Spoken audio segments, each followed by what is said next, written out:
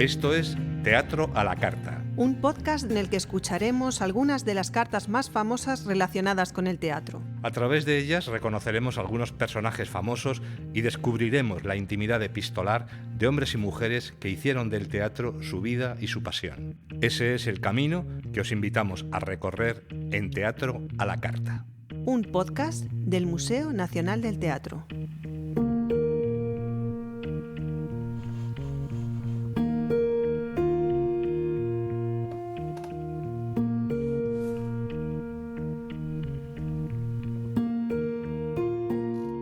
Las cartas han sido una forma habitual de quejarse, y las quejas de las cartas del teatro son, con frecuencia, quejas amorosas. Una de las más frecuentes es la de las mujeres que protestan ante un mal casamiento. Un casamiento por obligación o por honor, que hace de sus vidas un calvario o, cuando menos, una vida no deseada. Esos malos casamientos, con frecuencia, eran provocados en nuestro siglo de oro por la obediencia debida a la voluntad paterna. Y digo paterna y no materna porque era el pater familias el que tenía la última palabra en la decisión matrimonial. Esto era debido a que eran los padres los encargados de llevar a cabo un matrimonio que cumpliera las reglas del honor y, de paso, hay que decirlo, con frecuencia aprovechaban para que también cumpliera con las reglas comerciales de los negocios de provecho. Si a esto le añadimos que eran también frecuentes los compromisos a distancia mediante cartas y retratos ad hoc, es fácil comprender que las posibilidades de malcasarse eran muy elevadas. ¿Y qué podía hacer una mujer del siglo XVII ante este terrible hecho? Pues quejarse. En La Malcasada, Lope de Vega nos muestra a una joven viuda, Lucrecia, que acaba de enviudar de un marido viejo y decrépito. Un matrimonio desgraciado que había entretenido, como ella misma dice, durante los 3 últimos años de vida de su difunto esposo, con un tal Juan. El fallecido había dejado arreglado el nuevo matrimonio de su viuda con uno de sus mejores amigos, un italiano bastante feo y bastante mayor que ella. La carta llega a través de uno de los personajes cómicos de la obra, Ordóñez, que se la lleva a Lucrecia. Una carta que contiene algo muy común en la época, un retrato, una miniatura con la efigie del novio. Era relativamente común entre las clases adineradas, especialmente concertar matrimonios a distancia, por lo que las cartas y los retratos de las pretendidas y los pretendientes eran intercambiados con frecuencia. Lope se hace cargo de esta costumbre y se burla de ella en la escena en que Lucrecia recibe la carta de petición de la mano de su criado Ordóñez, un personaje cómico que representa a un criado rústico y pretencioso. ¡Albricias, señora mía! Seáis, Ordóñez, bien llegado. ¿Hay cartas en el correo? ¡Este pliego! Dios os guarde. Dudo si las debo abrir. Dame mi madre cuidado. ¿Por esto se ha de enojar? Abriré y veré si viene. ¡Ay, señor, qué hay aquí! Creo que retrato es. Por mi vida, que es hermoso. Si él es como aquí se pinta. Había de ser distinta, siendo su talle famoso de la verdad, la pintura. Lindo rostro. Por extremo. Que ha sido artificio, temo, con que agradarme procura y tenerme enamorada mientras viene. Y no es razón. Cierto que es gran perfección si como pintado agrada.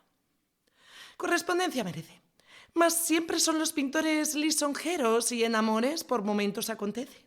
Muy necio fuera el pintor si procurara pintar feo a quien le ha de pagar. Pues el ejemplo mayor puedes tomar del barbero, que con ser precio tasado deja un hombre remozado tan falso y tan lisonjero que le da afeite a las canas y de aquí vino a llamar a hacer la barba afeitar. ¡Calla! ¿Qué quiero leer?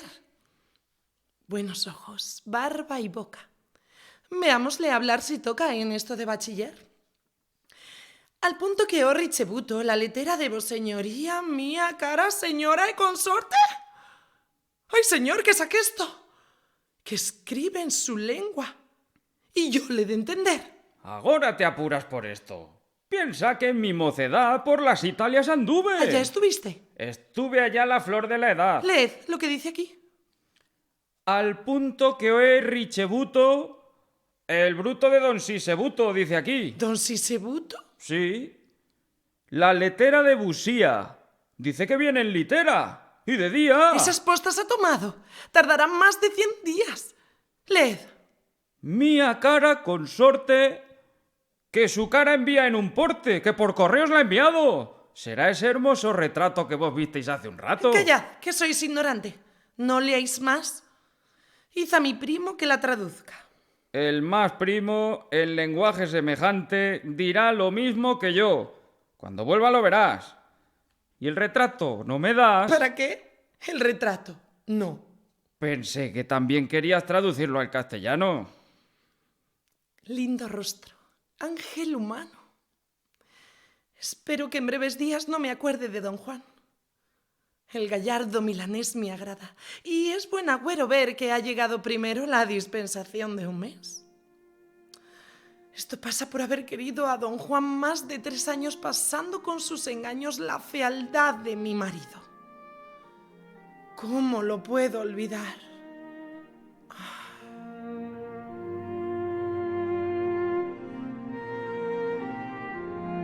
Lope escribió La Malcasada entre 1610 y 1615 y parece que fue una de sus obras de más éxito.